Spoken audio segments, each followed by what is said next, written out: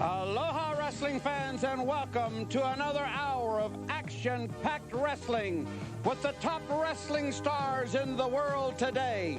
We'll be talking about a hot summer night at Aloha Stadium with 50 of the top wrestlers in the world, 16 great sanctioned matches. It will be a dream come true, and it'll all happen from Hawaii. Okay, wrestling fans, Dunbar Wakayama and Ripper Collins with you at ringside as Siva Afi puts it to gorgeous Jimmy Garvin in this Blaze Arena contest. And what a match it is, Dunbar. Boy, look at this Siva Afi. I got to tell you, have you ever seen a guy built? I mean, really built. Look at him. He's all muscle. Dunbar, this man has been training harder than anyone I have ever known. He has one thing on his mind: Ric Flair, the 10 pounds of gold, and the World Heavyweight Championship, not only for himself, but for High Chief Peter Maivia and all the people in Polynesia. And it's going to happen at Aloha Stadium because Ric Flair is going to have his hands full. I don't think all the wrestlers he's wrestled around the world, he has ever challenged a Polynesian. And you know how they are when they get that temperament stirred up. Oh, yes. Whoa, talk about fiery. Yeah, Siva's got a temper. I got to tell you something. He's also got that hard coconut headbutt that Ric Flair may not have ever contended with before, but he's going to have to on that night, that hot summer night at Aloha Stadium, Ripper. And you know, I'm going to tell you, Sifa's working hard, training in that gym 5 and 6 hours a day, up early in the morning, running up and down the Alawai. In the afternoons, he's running up and down the beach there. And I'm going to tell you, he has told Leah Maivia, Leah, I'm going to do it for you. I'm going to do it for the High Chief. I am going to win that championship. He's and just nothing the man is going to to do stand in his way. Without a doubt, he could be the next heavyweight champion of the world. And you're watching him right here. In a moment, we'll be taking you to see some shots of Ric Flair in his last encounter with Kerry Von Erich. And when you compare the two, you know, Kerry Von Erich, a very, very fine, accomplished wrestler. And Siva Afi, likewise. Both are equally strong, very muscular, very fast. They know their wrestling holds. But Siva Afi has got the next chance, that 10 pounds of gold. Well, Siva Afi, you watch him now, he's all fired up. And like I said, when you get a Polynesian fired up, you don't know what they're going to do, and you don't know what you're going to have to contend with. Watch this move right here, Dunbar. Boy, talk about a body slam. He's going up on the top turnbuckle, coming off with a flying headbutt. 1, 2, it's a count of 3, and there's your winner, Siva Afi over gorgeous Jimmy Garvin. Now let's take you over to Japan, where Ric Flair is going to regain the World Heavyweight Championship by defeating Kerry Von Erich. Now here's Kerry Von Erich and Ric Flair in a test of strength here. Going for a suplex. Ric Flair down on the canvas. Now look, though in pain, you'll see the championship caliber of Ric Flair reassert itself. Here's the pin. All right, 1, 2. No, it was only a count of 2 now. Instinctively, he raises those shoulders off the mat at the 2 count. You cannot keep him down. Von Erich is staying on him, but the thing with Siva Afi and that Polynesian temperament is that Siva is not going to reach down and give him a chance to get up. Siva is going to stay on him, roll him, slam him. He is going to headbutt this man. He is in top shape, and he has one desire, the World Heavyweight Championship. And although Flair is very cagey, as you see right there. That's right. He grabbed onto that top rope to keep himself safe from that vicious drop kick that was going to be leveled by Kerry Von Erich. Now look, methodically going towards his man. He's going to reach down there, bring his man up. Vicious right-handed judo chop. Sends his man into the ropes. Misses an elbow. Here comes Kerry Von Erich. Cross body block. Takes his man down. Hooks the leg. It's a count of 1, 2, 2.5 is all it was. Ric Flair, you see. I don't know where he gets it from, but he's able at the last moment to be able to kick out and save himself from... Oh, Ric Flair taking a right and going over the second ring rope outside the ring. Coming back towards the ring apron. trying to make his way back into the ring. Here comes Kerry Von Erich going for a head scissors, misses it, goes outside the ring. Another instinctive move on the part of Ric Flair. He's seen the man coming, he ducked. But I'm going to tell you something. Sifa Afi, as hard as he is training and the desire he has in his heart, he's not going to make mistakes, Dunbar. No, he isn't. He's going to be thinking way ahead, and he's not going to make those critical mistakes because he wants that championship. And like I said, Ric Flair has never really wrestled a Polynesian with the heart and the drive. That just in time to defend it against Sifa Afi.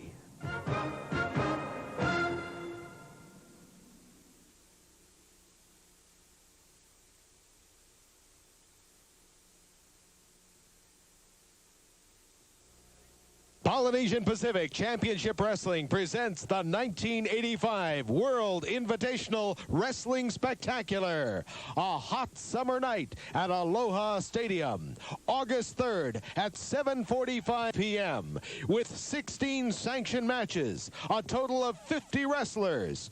Heading the card is the NWA World Championship match between champion Nature Boy Ric Flair and the world's greatest living Samoan wrestler, Sifa Afi. Andre the Giant takes on the #1 Japanese wrestler, Antonio Inoki. The Soul Patrol take on the Dirty White Boys for the Polynesian Pacific Tag Team Championship. Lars Anderson takes on Bad News Allen, plus other title matches to be announced. 4 tag team matches and an 8-man, all men in the ring at the same time tag team match. More matches to be announced next week. Tickets go on sale this week at the Aloha Stadium and all Funway outlets. Presented by Mrs. Leah Maivia, the match of the century.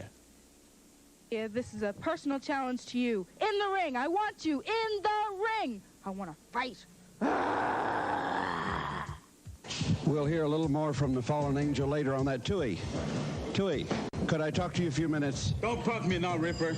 We'll do that later. You can bring the camera over there, but don't bug me right now. I'm really busy doing my training.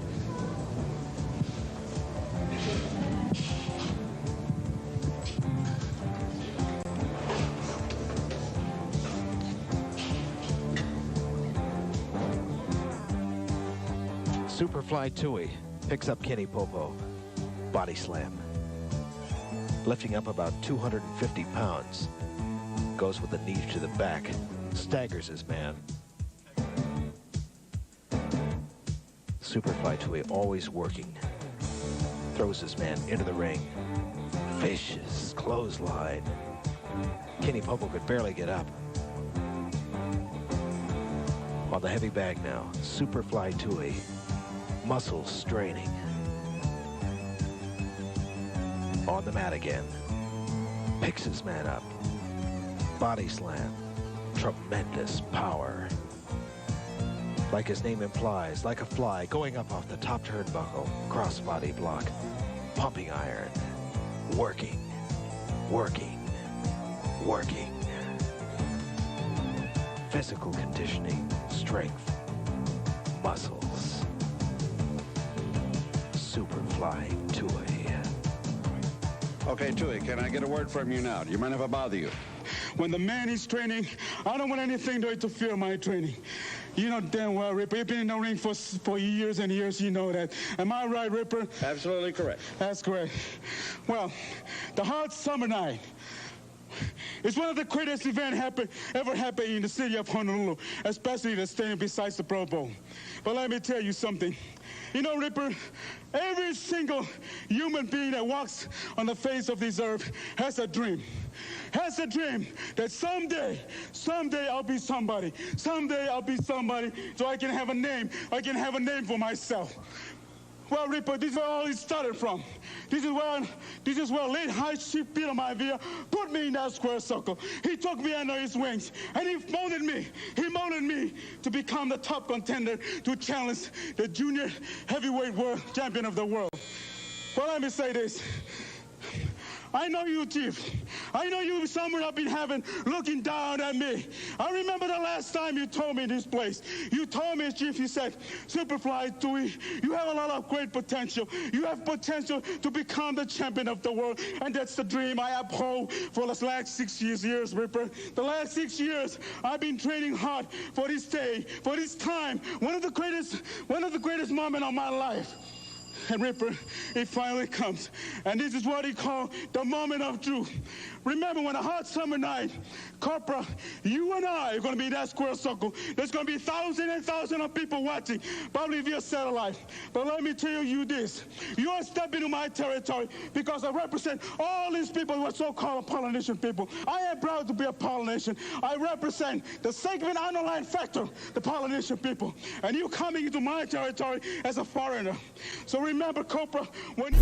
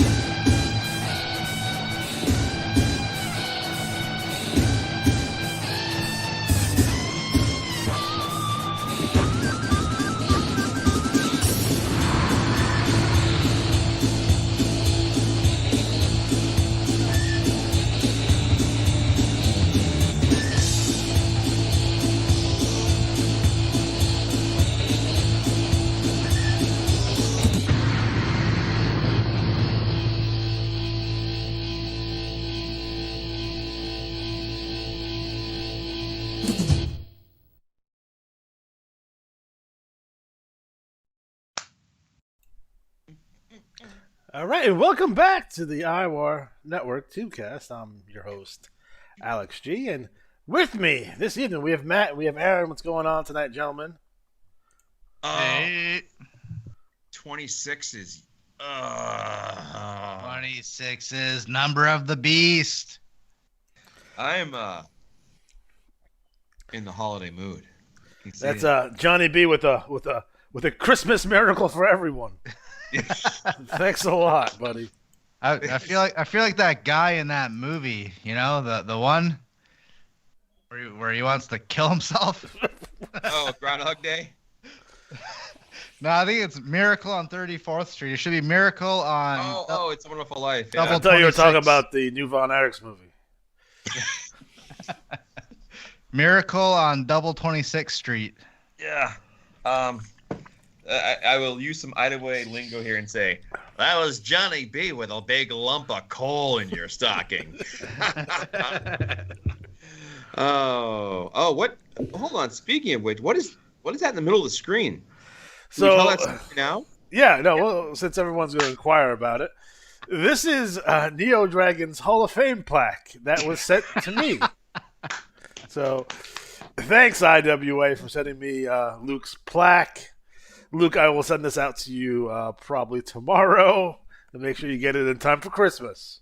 IWA, the gift that keeps on giving. Yeah. So it goes to show you that that more importantly, I guess, than me receiving this plaque on Luke's behalf, is the retirement of Neo Dragon and how much he meant to the Iwar and IWAs, as a whole. Again, he's very important just due to the fact that he is the prototype of what a modern story-based wrestler would become. Very early in the Iwar's existence, he got it pretty much right away. So again, he with the big TTs and the big angles and the big feuds, he's one of the pillars, I would say, one of the forefathers of what the game eventually became. So. Congratulations, Luke. Congratulations, Neo Dragon. Here. I think even towards the end of his run, he was doing something really cool where he was plugging Neo Dragon's theme song as a link into his TTs, and it was, of course, a Fallout Boy tune. And I thought that was a really nice touch. It would have been better if it had a Japanese flag on this plaque, but hey, listen, beggars can't be choosers. I still say you should sign the plaque before you send it because that is a collector's edition. Sign the plaque. And, Neo Dragon's definitely going down as one of the greatest Japanese wrestlers in the history of the Iwar. Alex, you're near New York City, kind of, so you could just drive in the UN, get a Japanese sticker, slap it on that puppy right there, and I sure could. Wait, you're near the UN? Yes. How did they let that happen? I don't know. Well, you can only be near there at certain times of the year. Well, now they had the new congestive. That you have to pay $15 to go uptown, so that's awesome. They have cameras out that just charges your license. Anyway, it's a whole other story. We don't have toll people anymore. So no, there's no tolls. There's you go in, the camera takes a picture, license plates, and they send you a bill. That's how there's no toll booth operators anymore. It's a thing of the past. That's not very New York like. It isn't, but those people smelled really bad, so I don't necessarily. New York used to be such a people friendly, very welcoming place. I'll tell you what, though, you can say what you will. JFK is a much nicer airport in terms of people than the Atlanta airport, which is a pile of shit. So there you go. Shots fired. Shots fired. It's the business airport in America, from what I understand, the Atlanta airport. So. I had a real New York experience one time. I was there on a trip, and I had the triple whammy of someone pissing on a seat in the subway in front of me, and I just watched this puddle of piss appear. And then right after that, someone puked, right on the subway. And then right after that, some drag queens started flirting with my fiance at the time. So nice. That was the real New York experience, I feel. It sure is. I mean, that can happen out here in Long Island as well. So you can walk into a Walgreens and the same thing would happen. I've said that the difference, New York and Boston are very similar in some ways. The biggest one is the transportation, like the MBTA here in Boston. I don't know what they call the train in New York. Do they have a name for it? Is it called the MTA? MTA, okay. Mike Drake can let us know about how great the MTA is. The trains in New York smell like piss. Yeah. The ones in Boston smell like cleaner that's cleaning up the piss. Yeah. So you get that little nuance. But it's funny, when I rode the train years ago, I also saw a guy piss himself. So not uncommon. People pissing. I mean, that's just the deal. It's worse on a super hot day because subways are hot. It's like there's AC down there necessarily. So it can be pretty randy down there. However, I think I was there in November, so it was actually quite pleasant. You can get a churro about any time of day, though. So there's that. So it's a trade-off. You have your wins and your losses with that. So. Well, let's face it. People tune in for three things: the Idaho results, the Q&A with Johnny B, and of course, New York traffic reports. Yeah, for sure. So, do you want to lead off? Oh, I could. Yes, Derek, you can join this. Are you going to join this? Just click the link. Click the link. It's in the group chat. Click the link. Get Derek on the show. Holy shit. Well, besides that, we have literally live from a pool. I think he is. Poolside. With the glass with an umbrella in it. Yeah. So we have more Q&A from Johnny B. So let's start off with that. Johnny B. All right. Well. All right. So last episode, I know we got jumped around because Alex and I started doing some one-offs. The idea is going to be kind of like an Iwar history in snippets, not like all one big show, but here and there we'll just talk about randomly, and it'll be kind of random shows. So Eric Embry versus what was that? Bobby Fulton? No, Tommy Rogers. Looks like Tommy Rogers. He was the Jack Taff. Yeah. Embry. Those tights are pretty nice for those days. That's kind of like stepping up the game a bit. Sure is. Yeah. C-17. Who is C-17? Do we know? C-17, let us know your name. We'll put your name in the drawing for that big prize. Hi, this is C-17, first-time listener, first-time caller. All right, thank you for joining the show. We appreciate it. You go to hell. All right. Oh. It's Greggy Money. Greggy Money. Excellent. Nice. Very cool. Oh, Aaron, remind me. Side note: remember I talked to you about a player who reached out to be part of the commissioner team. Okay. I just won't Was forget. it gonna get got Scott? No, no, no, it's not. You know, him. I was thinking about possibly doing a AI generated commissioner who would just do random shits, like have the AI be a commissioner from here on out. All right, should we talk about it now to get out of the way? Might as well. All right, so here's the thing.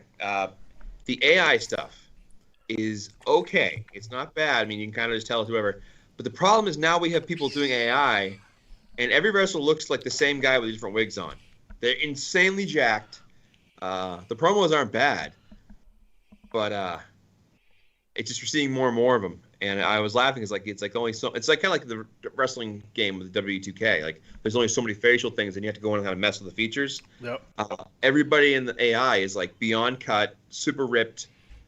You know, it's just I don't know. I think it's kind of wearing off on me already. I tried it with Lucha once, and what was scary was I just put in like bitter veteran luchador over the hill, jealous of younger stars, feels the fans have betrayed him, and it gave me like it spit out like this promo. I was like, holy shit, that's actually very good.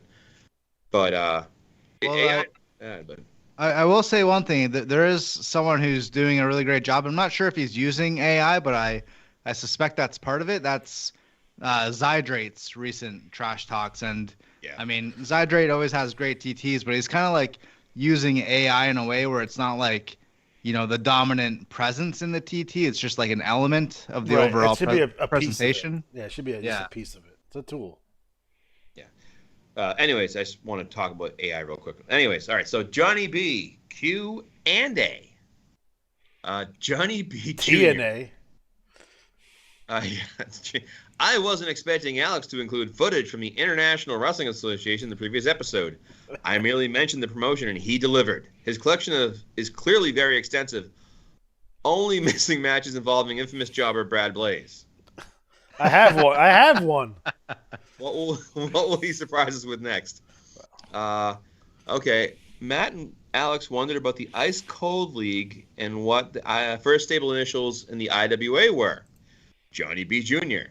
I'm not sure if the Ice Cold Posse or ICP was the very first stable in the game, but I distinctly remember it being the first major stable. The ICL was named after the group, and I believe they gained that honor by winning a contest. That sounds familiar. The league had its first round of competition 20 years ago. In November 2003, manager Mitchell Morrissey's wrestler Battle Cat LHL won the King of the Ring, wearing the initials in the fall 2002 cycle, so perhaps you consider having him on the guest of the show to fill in the blanks. I don't even know where Mitchell Morrissey is or if it's a real person, but we can look into that.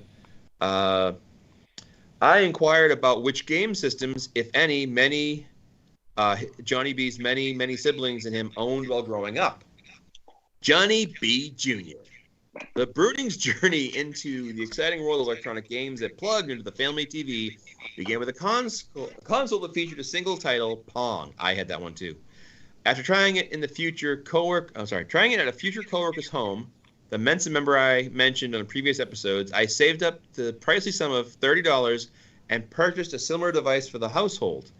There was one game available with no variations and no possibility of future expansion, and it didn't do anything fancy like retain high scores or make a user color or sound. That future coworker was Kim. Yeah. But the only competition it had at the time was other Pong consoles. So we were blissfully ignorant of the video games we would one day become. When the Atari 2600 was released, it was a dream by comparison. I definitely give it an Atari thumb up. And we eventually amassed a ridiculous number of cartridges for it. At some point, we acquired a Magnavox Odyssey 2. That was a real thing. It was. And then a Sega Genesis, like Alex, and added the Sega CD and 32X accessories. We also had various PlayStation and Xbox systems. Being in the Sega camp up to the 32X, we never owned any Nintendo consoles until the Wii was released, which always seemed odd to me. But since our friends all had them, earlier products, we were able to play titles at their houses, and having a competing system meant there were more games to go around for everyone. Concurrently with consoles, we played games on home computers, back when people referred to PCs as home computers, because they were typically found only in major colleges or business sector. The technological adventure began with the Texas Instruments TI-99/4A. Alex? Ring a bell for you at all? No? Yeah, it sure does. We moved on to the Commodore line of micros, skipping right over the VIC-20 and landing squarely in the mighty Commodore 64. I had one of those. And then the 128, which paled in comparison to Alex's modern homemade version. Yeah. And ending with the cheaper Amiga model before our migration to Windows PC. I think it's fantastic that people are creating in emulators and making an effort to preserve all the work that went into producing these games for future generations. Will be able to enjoy, experience them. And content creators like Alex will be able to share gameplay videos with all the weirdos who are watching other people play video games. No offense to his son. It's weird.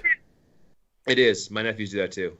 He watches people play Minecraft. So I have something called Launchbox. So at people's jobs, at least my jobs, probably Matt, your job too has like your work computer, right? It's like the small box, right? Mm-hmm. So I bought one of them for like $100 and I turned it into an emulation machine that can emulate just about anything up until 360. So I can't do 360 games on it, but I can do anything prior to that. So I have this little computer, right? It's a little workstation computer like you would see at your job. It actually still has this whatever company's like barcodes on it and stuff, and I turned it into an emulation machine using Launchbox. So you play your arcade games in there.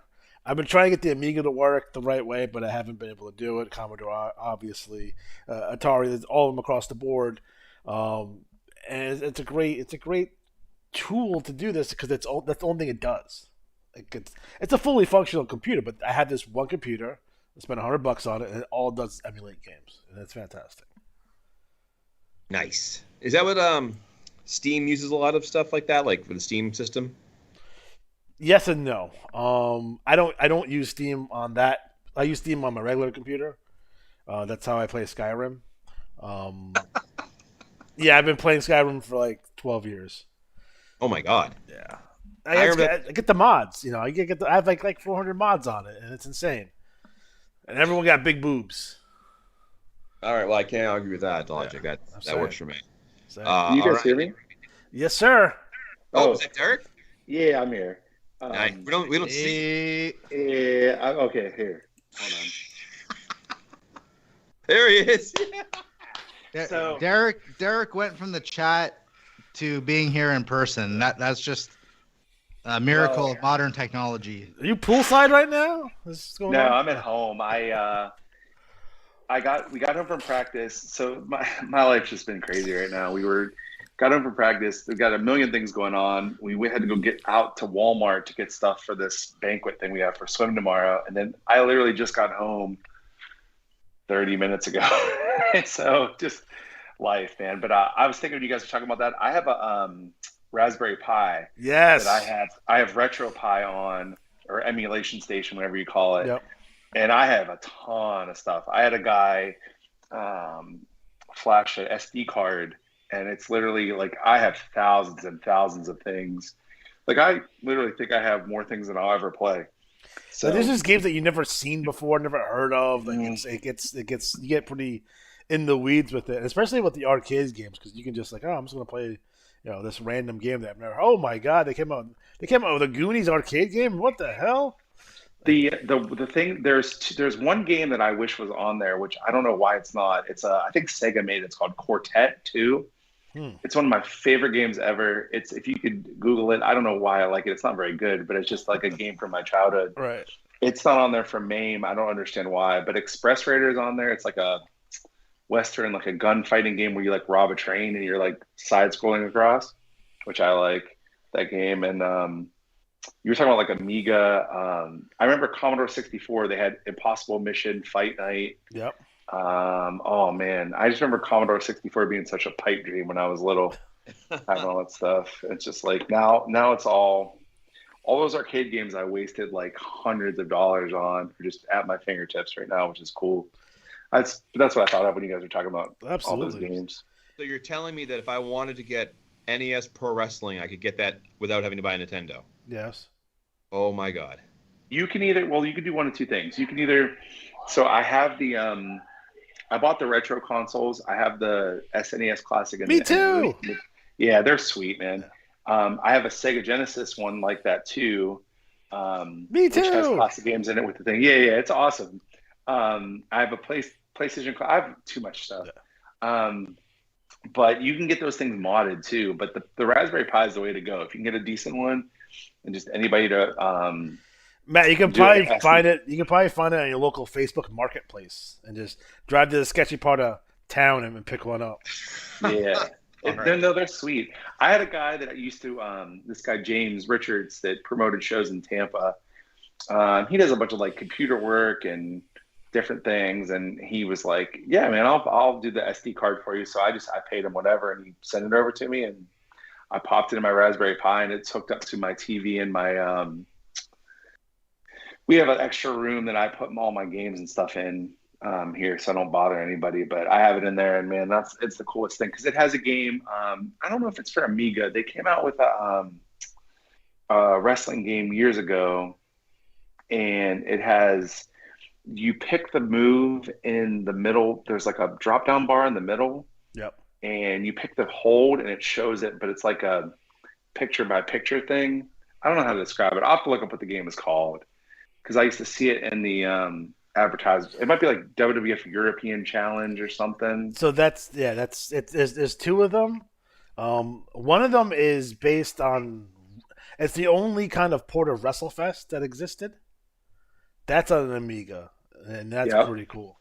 I had that's on the Pi, and then there's another one. It's like almost like a text-based game with like pictures, but it was like cool for the time. But that Amiga port WrestleFest is really like it's not a great game, but it's one of those things that's like cool to say that you played, you know? Yeah, it's just like, oh, this is awesome. Like I was going to review that. I can never get the Amiga to work right, so I never played it on the channel, although I wanted to. It was that one, and it was the PC WWF game, which is like the sports games, but like it was like Hulk Hogan versus like I think Randy Savage was the one, which I've neglected to find a way to play that appropriately yet, but I will. No worries there. Different stuff, different cool games, you know. Are you catching these deals on this commercial here for the? Look at these cars, $4,699. Just I looked up and saw a deal. wrestling deals. I could fit my whole family in that car. If you come down here and get hit in the head with a steel chair, we'll give you $1 off. $4,000 for this Lincoln Continental. Those are at least $20,000 these days. These prices will only last till 6 p.m. Monday. You won't see them or hear about them everywhere else. Yeah. Marv Tonkin at Ford. Wow. Well, to finish off the Q&A here, let me pull up. I should note this is not even like kidding here. There's this TikTok right now going like, you don't know me, but I know you, and it's like it's haunted music, right? Literally, Alex says to me, "Do you have the Q&A?" And I go look into my folder. I'm like, "Man, I don't see it." And I refresh my thing, go back to look at my folder, and what is sitting there but this email with a Q&A? Like, bang. So I think Alex's house is bugged by the IWA. It probably should be, to be honest. Yeah. Part of the restraining order.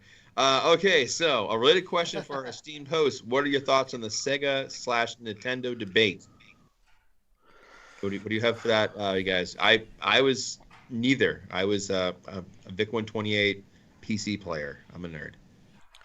So I really loved the Sega Genesis up until I got a Super Nintendo. So I had gotten Sega Genesis like early, like 89, like early in its run. Because I remember all like the licensed sports games it had for it. So it had like Tommy Lasorda baseball and Jack and Nicholas golf. So Pat Riley basketball, which is fantastic. Buster Douglas boxing. When I got that Super Nintendo though, and I played that Contra for the first time, it was a wrap there for a while. So definitely switched sides at that point, and then but after that we went right into PlayStation. So I don't know if you get the show, but there's a show. It was like the History Channel, I think, and it was like the history of the toys that made us. Yeah. It was one of those shows, but it was called The Toys That Made Us. And one of their episodes, it was fascinating because it was like one episode's about like Tinker Toys. You think, what Tinker Toys? But the whole entire thing behind it, right? Well, there was an episode about video games and like the behind the scenes backstabbing. It was really crazy. Like It's a really good watch if you get a chance to watch it. I had a friend who had Nintendo, and his parents were divorced, so he got every game he could want. Nice. So I got to play a lot of games, but I'm not going to lie. NES Pro Wrestling was the one I was always obsessed with. I could never beat the Great Puma, or Giant Puma, he was called. And I used Fighter Hayabusa or Starman. Yeah. I never quite beat him. But for a long time, my ringer was a like that theme music when you're wrestling. Okay, so final question is: Alex asked whether I had taken part in slot car racing in my youth. Johnny B. Jr. I had heard of slot racing, but never participated in the hobby. I was, however, a fan of smaller scale electric racetracks. One of the few advantages they offered over the remote control vehicles, which would arrive later, was the cars were powered by the track itself by making contact with a thin metal strip. Yeah. So you didn't need to worry about the battery charge times of running out of juice. It was a double-edged sword, though, since losing contact with the wire was exceptionally easy to do, so your car would frequently come to a screeching halt during the championship race. And although that indicated you were suffering from acute lack of electricity, you were still likely to be grounded. Why? Because of the forearm smash you administered to your little brother for bragging about becoming the new champion. Happy holidays from that way to all the TubeCast hosts and viewers.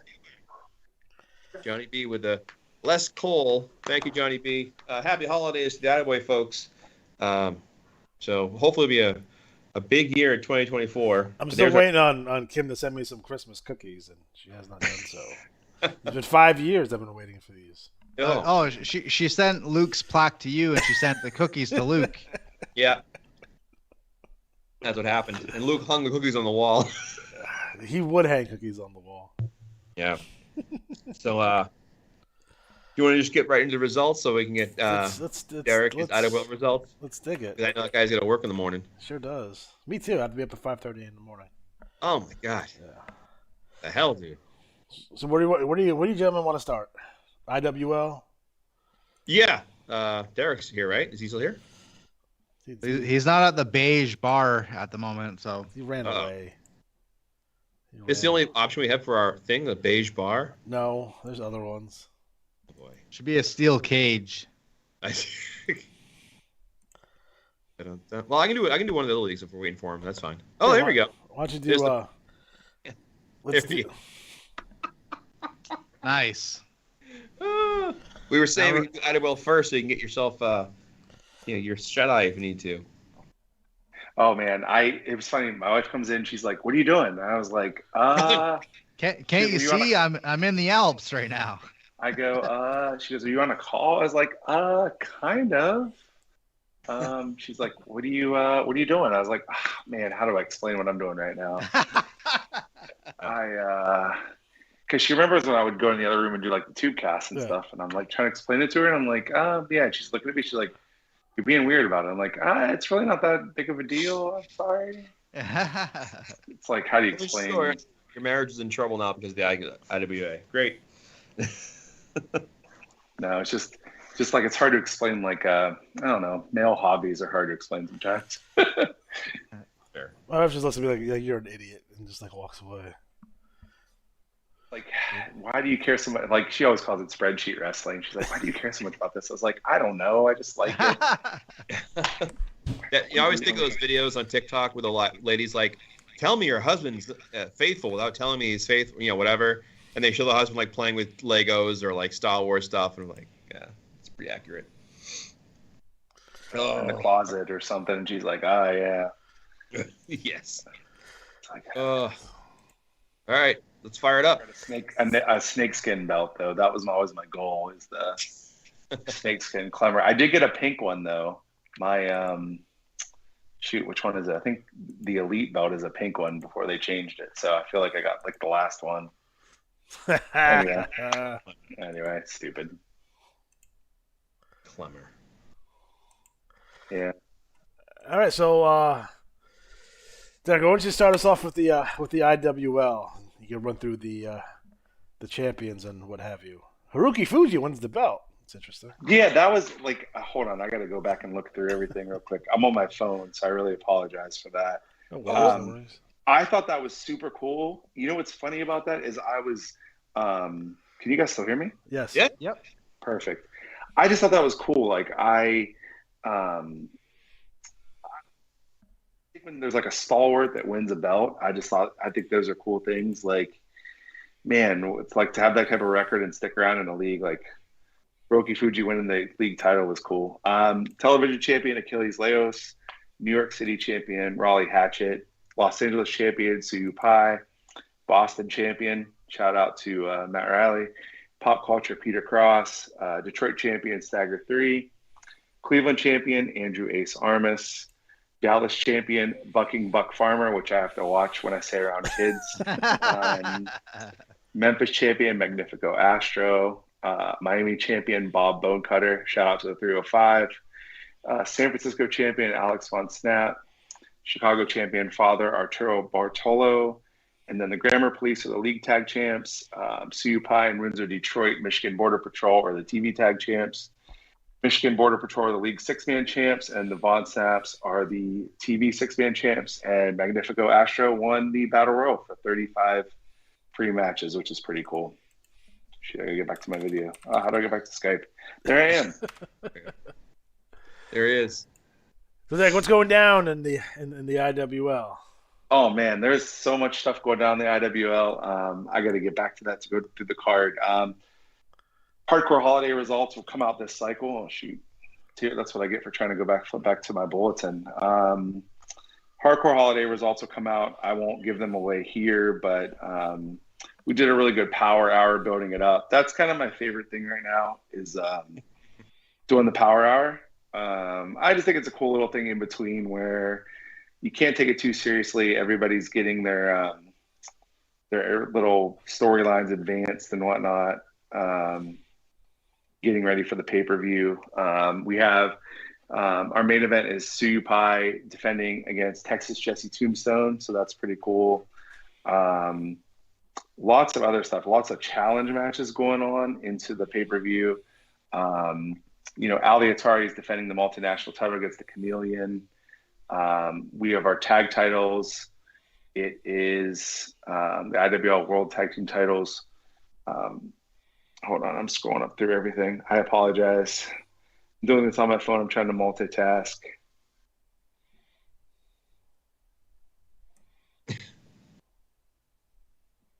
And on my phone, and I'm trying to get through everything. I think we're watching Andre the Giant. No, who are we watching here, Alex? This is I just missed it. Tom Peterson's clearance specials. I want to say it looks like one of the Samoans, and I don't know who. Yeah, Tom Peterson's 2-store clearance. Oh, nice. $199 for the Laserdisc player. I see a Luther Alexander appearance. I miss some good old Luther Alexander stuff in the IWL. My two dads defending against Grammar Police, and then I gave Michigan Border Patrol. Suyu Pai has been doing double duty, so we're having a 4-way match to determine the next number one contenders. We have the Regulators, we have the Litigators, we have the Nightmare Court, we have the Von Snaps facing off. Nightmare Court. Yeah. It's shoot, man. It's funny when you're on your phone trying to split back and forth between looking at the bulletins and looking through Skype and trying not to be a weirdo. That ship has sailed, my friend. Don't worry, Matt's not even wearing pants right now. It's all good. Big time. There's a lot of really cool challenge matches going in the Johnny WrestleFest is taking on Brady Buckshot. You guys know we merged titles to make the multinational title, and a little feud has come up between the two of them. So there's a challenge match between the two of them for the pay-per-view, and Wrecking Ball SWAT team and the Amazing Graces. The Astros are challenging different. There's a lot of things going on into the pay-per-view and a lot of surprises to come. So I'm excited to write up Hardcore Holiday results and get them out. I think it'll be really cool. The IWL has been strong, man. I've been happy to try to do the best I can with, being past that torch was a lot. I just had done BBL and built it up and thought it was cool. And I was like, man, when people ask me to do stuff, I'm like, are you sure you want me to do this? But it's been really fun, man. I like Steel Cut Oats and Stevie Vertigo are having an interleague match between the BRO and the IWL, which has been fun. It's just it's a really solid show. I've been trying to go through trying to reward all the people that TT and get them into matches. And TT's been good every cycle. I mean, you know, once we get towards the holidays, I think cards dip in every league, but it's been solid every time. I think the trash talk's been solid, the matches have been solid, and I look forward to the next year. So it's been a good year for the IWO. Yeah, man, I dig that. So, Matt, you want to go to BRL? Sure. And I want to add that I for the first time, and I think like 5 years, I submitted no TT because I just got so crabbed up with everything else. So, oops, but that's all right. You know, I'm good for it. So, BRL. That time of year. Oh, it is. It is. We always talk about this break cycle that we never ever did. Yeah. Now it's going to be an IWA wide thing. Yes. Yeah, it is. And, you know, I think it's honestly, it is a good thing to do only because I think with the amount of work we put into it, it's good to have a cycle. I would say the easy thing to probably do is just have like all of us pick like a 1-page tribute thing or write up and like just stash it. Yeah. And then we all just do a special 6-page or 10-page edition. It's just like blink, you know. That would almost be a perfect opportunity for like a year in review, like a couple of quick notes, throw them on there, and then you don't worry about doing your strats or TT. Just kind of throw that up and. Yeah. Oh, speaking of year in review, there's still time to nominate people for the year-end awards. So if you haven't had a chance to follow the links, they're in all sorts of the chat rooms. I threw them everywhere. So BRL, this is bulletin number 612. So our league champion, American Destroyer. Our Battle Royal winner was Timberwolf, and both of them will enjoy $25 in IWA credit. The TV champion retaining was Big Guns Greg Gannar. Now, you talked about, Derek, you talked about like rooting for, kind of like the in-house guys. Greg's one of those guys. Like I'm glad he's getting better and better. Yeah, the guy TT's like crazy. He's BRL TV champion 2 cycles in a row. That's great to see. Yeah, so good for TT. Let's see. We had Central Plains champion Hyoda Teamster, East Coast champion Monster Truck Tanaka, Great Lakes champion Tua Anoa, however you say it. Middle Atlantic champion Samoan Assassin, Northeast champion Wolf, Pacific Northwest champion Timberwolf, father and son. Rocky Mountains champion Canada's strongest man Gordon Donovan, Southeast champion Stevie Vertigo. Southwest champion, the Total Package, U.S. Mail, and West Coast champion, Rory McFlaherty. Our tag champions are Brendan and Rory McFlaherty. Excuse me. Our TV tag champions are the Samoan Death Grip, Samoan Assassin, and Toa Noah. 6-man champions winning 5 free matches, the Mannequins 1, 2, and 3. Which, by the way, this makes their 10th time in the year as 6-man champs. That's epic. And I think they broke the record for most points in the year. BRL TV 6-man champions, your everyday hero, Oliver Livingston, and the McFlaherty brothers. So there's your champions. So Matt, what's going down in the BRL? The big news is, as of last cycle, we had a tie at the top of the rankings for the year with Hades, who was a IWA champion back in January, at 200 points.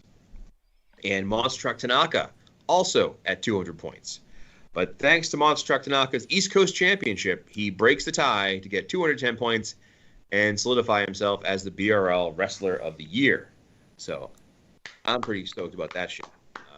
Monster Truck Tanaka is one of the characters I kind of made up. I had an idea because I always feel like when you come up with characters, like Derek with some of the names you come up with, I always laugh because it's hard. Like, this is how we do it. So, okay, like with how we do it, have like, I always picture in my head, like if he had to have like a segment, like would it be like, here's Howie doing like a door locker placement. And as he's doing it, he's beating up his assistant. So like he's always like getting pissed off at jobs or whatever, right? So with Tanaka, the idea was he was this like super simple, kind of like Ishii, this powder keg guy, like a brawler. And he's gotten better and better, and he had a lot of history with people. So it's kind of cool that he's gone this journey. And he has this feud with Greg Gannar, and then Greg has got a shot coming up. So it's like lots of good things happening there. I think his biggest legacy is that he's the innovator of one of the best finishing maneuvers in the entire Iwar, which is the Love Glove. Yes, the Love Glove lock. Definitely. I will say, in other rankings news, I've got to double check all my numbers, but if I'm correct, we have a tie for Tag Team of the Year between, bitter rivals, the McFlaherty brothers and Samoan Death Grip. So I've got to go back and make sure that the points work out right. But if it's a tie, we'll do what we do with all of the things is you go back by strategy average. So that should be very interesting because they're both very high-scoring teams. And, yes, I can be bribed. So there's that. BRLY as a whole, this is the cycle Battlecade came out. So Battlecade is the big show, end of the year, our Starcade essentially. And, of course, we had – I don't want to give away all the results. I've talked about them before. You guys know the results, and they're actually printed up. But I did a couple of swerves. We had people return. And I did want to talk about one thing later on, so I'll save that for then. But I think it's a good pay-per-view write-up. It's a fun time. Aaron and I did it, so you can go through and kind of read the results. And hopefully you guys can TT off the results and build up towards the WrestleRama pay-per-view, which is I think it's called April Cycle, but it's actually the end of March for us. So that'll be here before you know it. So that's the BRL. Yeah, man. I dig that. So next up, NWL. All right, so for the NWL, let's pull it up here. We've got NWL number 211 for the holiday cycle. League champion is Das Beast Heinrich Schroeder. TV champion Rachel Yamazaki, continuing the Yamazaki Corporation's dominance over the NWL in 2023. Central Plains champion, we've got Krakatoa of the Gatekeepers stable. East Coast champion from Everlast, we've got Old Gray Hair. I found one of those this morning. Oh. In your pants. Great Lakes champion from Dash Schroeder Brothers, we've got Ludwig Schroeder. Mid-Atlantic champion, we've got Mike Rampage Sanders. Northeast champion, we've got the Grey Wolf, Doug McMaster. Pacific Northwest champion, we've got Tsuyoshi Mazoku. Rocky Mountains champion, newcomer Jailbird Smith from the Battle Royal. Southeast champion, we've got Muscle Man Jack Pander. Southwest champion from the Battle Royal, we've got the Reprobate Lanny Teague. West Coast champion El Grandioso from the Battle Royal. League Tag Team Champions, I think this is their first title. We've got El Grandioso and Hillbilly Voodoo Docs Holland. TV Tag Team Champions, we've got Das Schroeder Brooders, Ludwig and Heinrich. League Six-Man Champions, we've got Mike Rampage Sanders, Killer Creed, and Jailbird Smith. TV Six-Man Champions, we've got El Grandioso, Hillbilly Voodoo, Docs Holland, and Chester the Convict Manning. And then we've got the Battle Royal winner, who is Jailbird Smith. So what's going down in the NWL? Well, this cycle, we're going to have the results for the NWL Battleground pay-per-view. We've got a huge Young Lions championship match, which is going to feature the champion, Greggy Money, versus AJ Hammer, who won the #1 contender match at the last pay-per-view. Along with them is going to be the Willowick Classic winner, who I'm going to break the news right now. It was Mike Rampage Sanders who won the Willowick Classic. And then the fourth member, these matches are usually a triple threat match, but we've got a fatal four-way happening this time with Tsuyoshi Mazoku. He relinquished his X1 championship, and he's going to be vying for the Young Lions title at Battleground. The other big match for the Battleground pay-per-view is a Survivor Series match for control of the NWL. We've got current commissioner Johnny B with his team of 5. And then we've got his kids, Mac and Donnie B, who have their team of 5. And I've broken down the results quickly. I'm not going to unveil them here. It's going to be a wild pay-per-view. We've got some wild results. This pay-per-view is going to turn the NWL on its head. I'm going to work on starting to write that up. We've got some title changes. We've got some new championships. And the future of the NWL is literally hanging in the balance. So stay tuned for those results when they come out. There it is. I dig it, man. I dig it. So what's next? I'll do CWL, I guess. Okay. Oh no. CWL number 314 Holidays 2023. The league champion winning 10 free matches, fabulous Harry Hertz.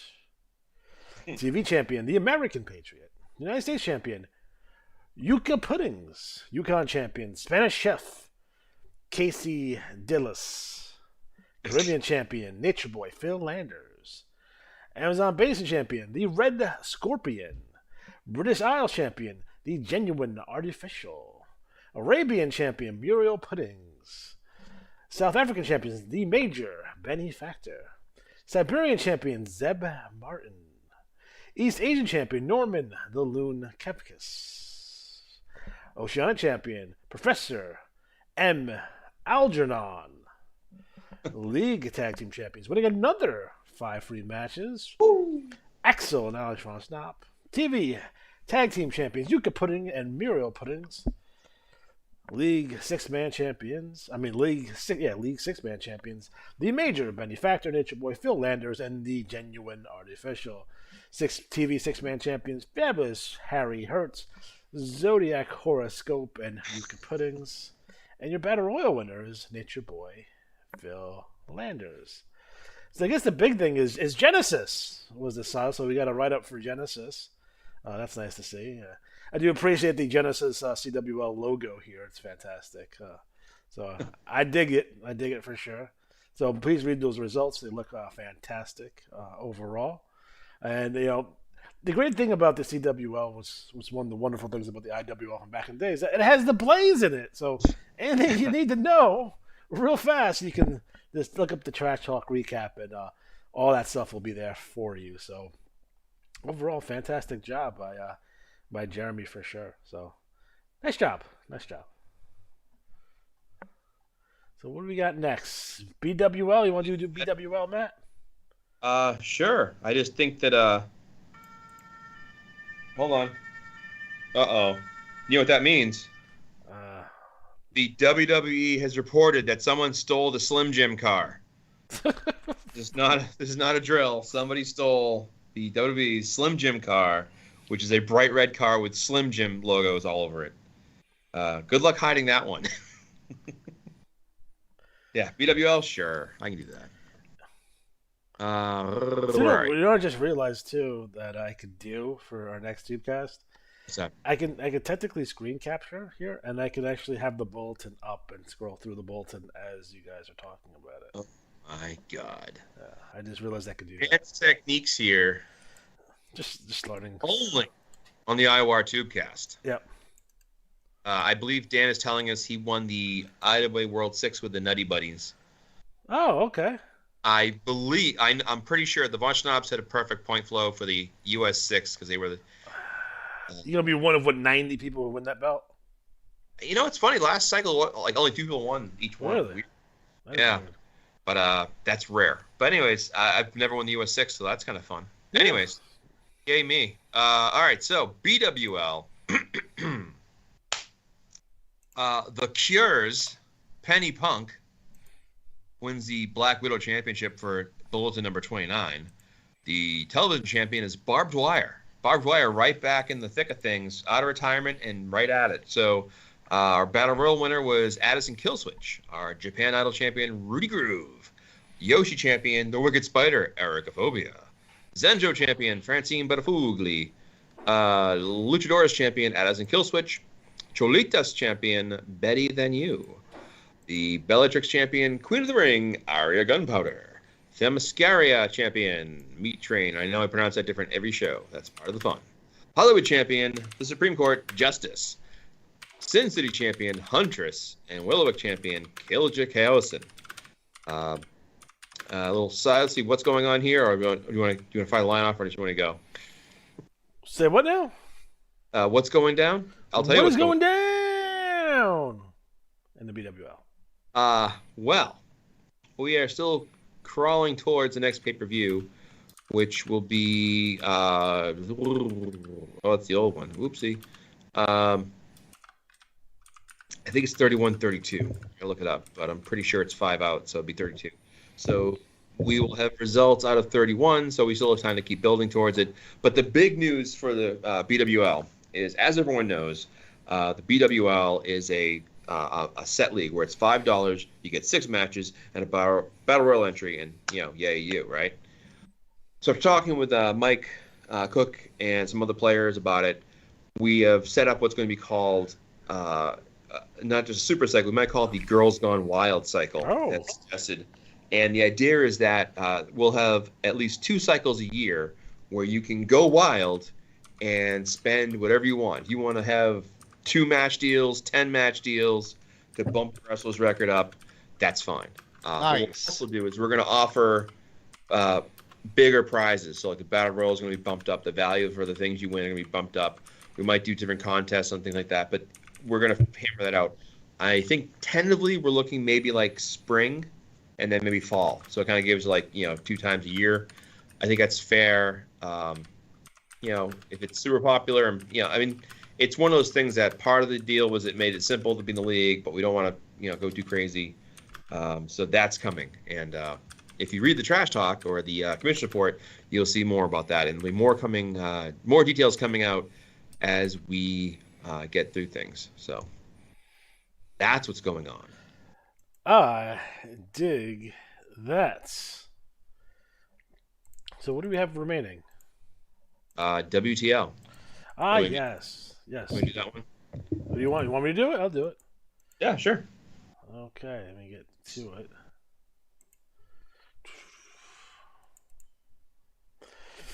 Alrighty. Western Trails League number 86. Western Front Team Champion. Outlaw Asen 8. Lone Star Champion Cowboy Schutz.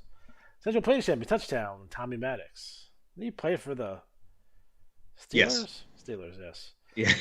Why do I know that? It's so weird. Mexico Champion Chainsaw Chuck. Dodge City Champion Cowboy Jim Spur.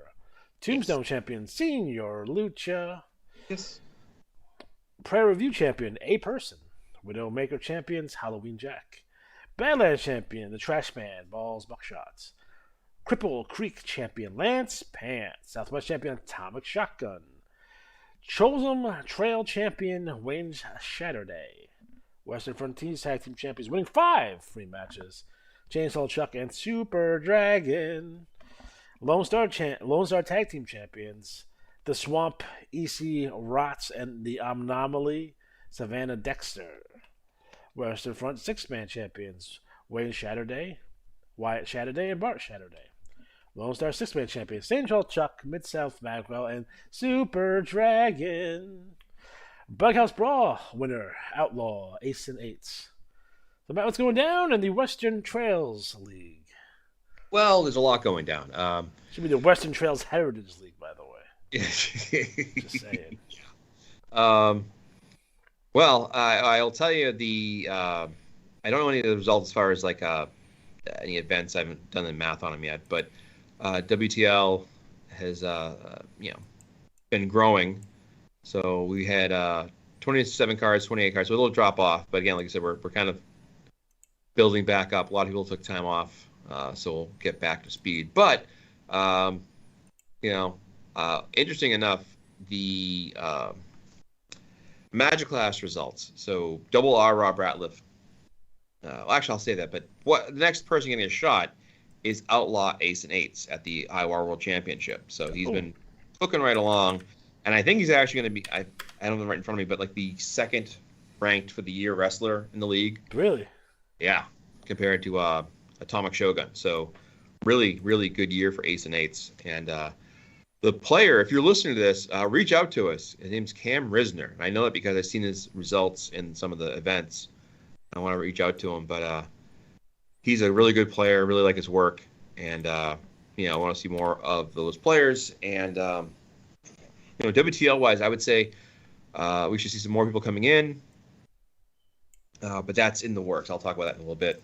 So more coming in WTL, but the report this time, I know Scott's been sick, so it was a hard month for him. So that'll be back next 3 weeks. So next year.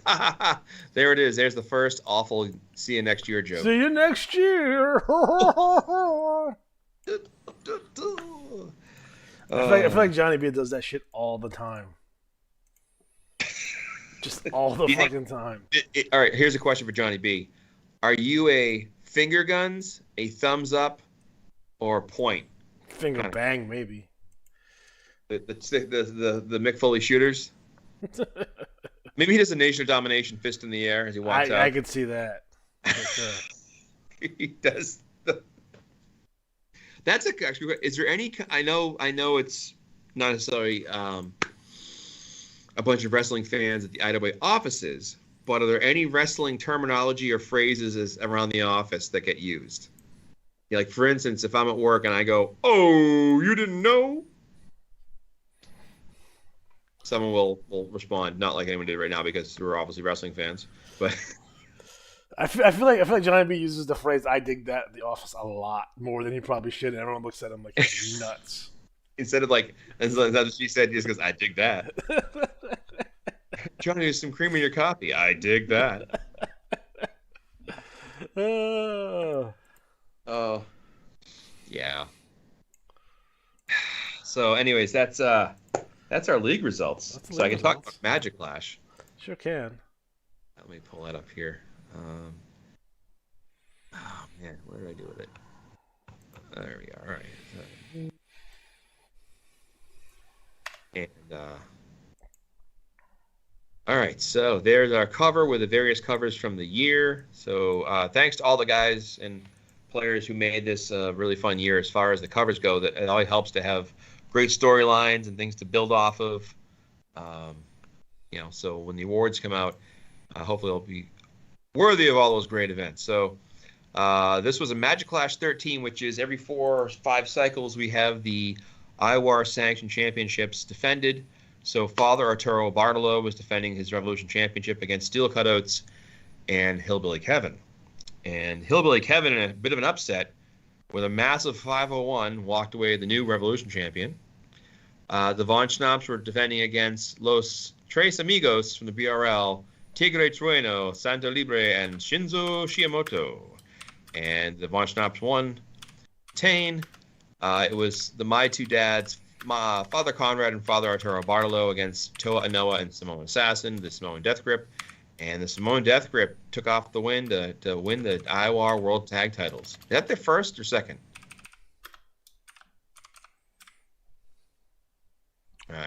Aaron's so amazed he won. He's speechless. He fell down. He fell down. We didn't see him tumbling down the epic. He fell off the mountain there. Remember the episode of the Tubecast where Luke's going down the stairs and he falls? Like on the Tubecast? Yeah. Johnny B will know which one it was. The Tubecast number 164. Yeah. Luke falls down the stairs. 1403. That's when he falls asleep, though.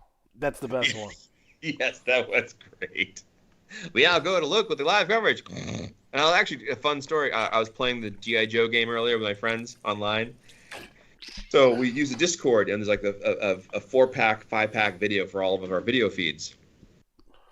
And the guy up top, Alan, you just see him like he fell asleep. Out. Nice. Yeah, out.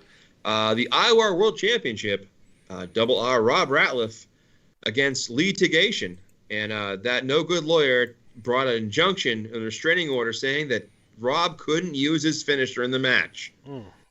So I just thought that would be perfect, appropriate for wrestling mayhem. And after the match, Senor Lucha snuck in after litigation lost by pinfall.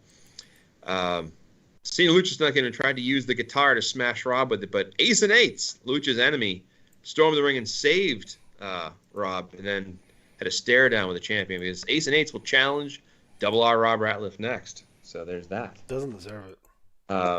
I do want to acknowledge that our fall events concluded, and the winners were the 11th Bound for Glory was Hillbilly Kevin. The 16th Tag Team Derby went to the Samoan Death Grip. The 14th Triple D Cup Tournament went to Los Tres Amigos, and the 5th War Games went to Royal Family of Doom. The player winnings of Idlewild Credit, and the way we do with those contests, if you didn't know, is each round, whoever has the high score splits, it's split in 4 rounds, and that's split.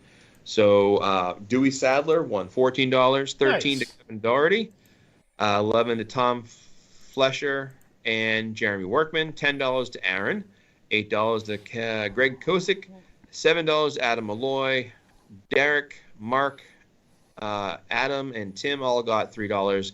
Rob got $2, as did Dan Heyman and Jason Freimer, and myself, a whopping $2. I spent it all in one place. So there's that. So here, I will say that as a sort of precursor, we're going to have a huge deal offered in the next issue. We're doing a promotion to get some former players to give the game a try again, as well as drawing some new players. I won't go into details just right yet, but it's going to be hopefully big and boost the NWL. So I'm wondering what new innovations for 2024 we're going to see in the IWA. Innovations, Conan? The future? I'm hoping. I'm still crossing my fingers for PayPal at some point. Just for PayPal, or maybe Google Pay or Apple Venmo. Pay. Venmo would be a good one too. Oh. Cash App. Yeah, people would be like, Johnny B, I need $20. Can you send me some money quick? I need bail money. Johnny B, help me out. Well, if we ever do that, so behind the scenes, guys, we've been, in generalities, talking about what an Iwar convention actually look at, and we're discussing the possibility of maybe having a virtual convention with different videos and different streams going on at the same time, with different content going on over a 2-day period over a weekend. Logistically, I think I can pull it off. It's just going to take a lot of work to do, but it's something if people are interested in, give us the feedback on that. It would be like maybe different shows hosted by different people. Obviously, we'll probably do a strategy workshop on there as well, a TT workshop, maybe trivia games of some sort. Different things that you would see at some of these conventions, and maybe we can have our opening ceremony with Johnny B himself, possibly. We'll see. There it is. Wow. All right. Also, guys, if I know it's Christmas coming up this weekend, I might jump on one of these. This is a holiday, the Iwar holiday party. So maybe Christmas night. If anyone's available and they want to come hang out with me, once you open up your presents, we'll have a Iwar Christmas party, holiday party. So keep that in mind for this weekend. Yes. I will say, Xmas wise, lots of holiday shopping left to do. I'm wearing my elf hat. I don't even see it really. That's all right. Oh, breaking news! Luther Alexander will be recast as Kang, so he'll be doing Kang the Conqueror from here on out for the MCU. So Luther Alexander, who never gets in any kind of trouble and problems with the law, will be new Kang coming up. So yeah, Jonathan Majors, not the best choice. Yeah. I just realized I had myself on mute for the last 15, 20 minutes. I was cracking jokes and I was doing breakdowns, and you guys should have heard what I was saying, but unfortunately it's lost to the annals of history now. Sure is. Annals. Yeah. Well, maybe they'll recast him with O.J. Simpson then. Yeah. So that's good. So should I do my ASL tribute now? Yeah, might as well. I'll get that. All right. So as many of you know, the ASL used to be part of the Iwar leagues. Founder, right? Founder? Oh, I didn't know that. Yeah, it was one of the first leagues, and ASL, BRL, NWL, and BBL. Damn. I did a BBL the other day. Yeah, and it broke away, blah blah blah, whatever. So, as many of you know, I have a storied history with Frank Leatherman Snow, and I want to take a second to talk about Frank and acknowledge his 36 years in the game. This is his final cycle, and we chatted the other day on Facebook Messenger, and I always get a kick out of Frank's ASL commission reports for always being, beating around the bush, not really saying what he thinks, But he did his last report, took a lot of shots in the end there. It's fine, but he did do 36 years in the game, and in the actual Battlecade write-up, you can see a little tribute I put together of sorts in my way. But I did want to say that, despite all of our history and all that stuff and the heat backstage, imagined or real, that, I've known Frank. He was one of the first players I knew back in the early 90s that, really helped the BRL grow. And back in the olden days when they had the U.S. Championship, it used to be whoever was the U.S. champion got their picture on the envelope. And one of the more famous ones was the Frank Leatherman Snow one, the guy with the leather chaps and I think it was a hammer. He was holding a hammer in his hand for some reason. If you have that, I would like to purchase that. That picture? That picture. I probably do. I know I do. I can get it to you in 2 seconds. But it's just, in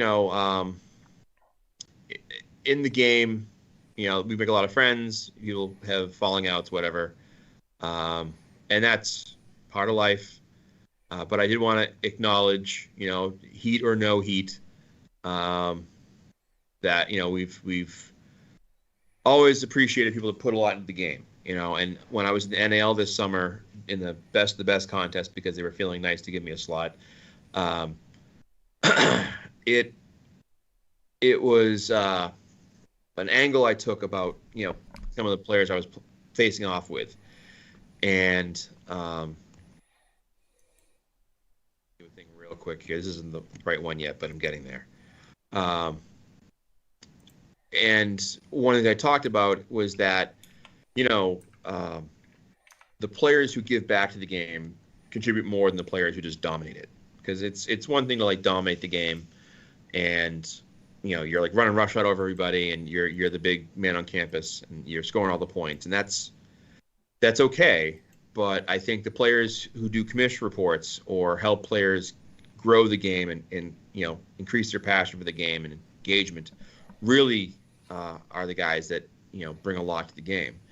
And while we don't see eye to eye on a lot of things, I appreciate that Frank did put a lot of work and time and effort. I found it. This is one of the pictures here. I'm going to try to make sure blow it up a little bit. This is hold on. I'm going to send this to you. You can share this with everybody. And this was, again, I think it was on the envelopes. And the picture I just sent Alex a bunch together, they are from various U.S. title wins, and also Dick Jackson's in there for an international title win. And he got his picture drawn up because I was also part of it for a while. So I don't think you can get that picture in there. I just sent it to you. Come on up. The return in 2024. Nope. God damn. When will he return? The Iwar needs Luther. 2069. 2069 420. Yes. 420 being my actual birthday, by the way. It is. That's so crazy. Yeah. Yeah, the other way when they had the artwork was always a hoot to see who would get drawn and how they would get their picture drawn. So there's also this picture, which I also will share. Not the same one as the envelope, but this is the one that Bob Rogers did as a picture for Frank. And Frank has, his health has gotten worse over the years, and he's had a lot of challenges. And I hope he enjoys his retirement and does well. I know he got really sick with COVID, so he had a really, really hard time with that. and as many people in the game did. We actually had players that passed away from it the last few years. So it's still a dangerous thing. But I wanted to share this while we could. Alex, did it come through for you? I got it. Okay. Got it. It's already been posted up. So. Excellent. Yeah, there it is. There's. That's the one of that Bob did. The RJR images, and the crowd in the wrestling video just happens to be going crazy at the moment. So. Yeah. If you read the Battlecade the way it's laid out, I try to do it in a way that no one would see it coming. And hey, Leon, Girls Gone Wild. People enjoy Girls Gone Wild. Yeah. Arturo Bartolo, did your trio have a perfect strat in the IWL 6-man? I saw it was 521, but I didn't know, so you can pass that along. So I just want to talk about that, and you can read Frank's final ASL report in the ASL this cycle, and I believe he's Dunsey. So, after 36 odd years, I think him, myself, Mark Duchesne, Kevin Elrod, I'm trying to think players have been there since whatever. I took a hiatus for about 10 years, but actually more than that, 13 years. But guys who started way back when. Should be World 6, okay. So, anyways, that was my little meandering tribute, of as it were. I like Frank. Oh. But are you butt buddies?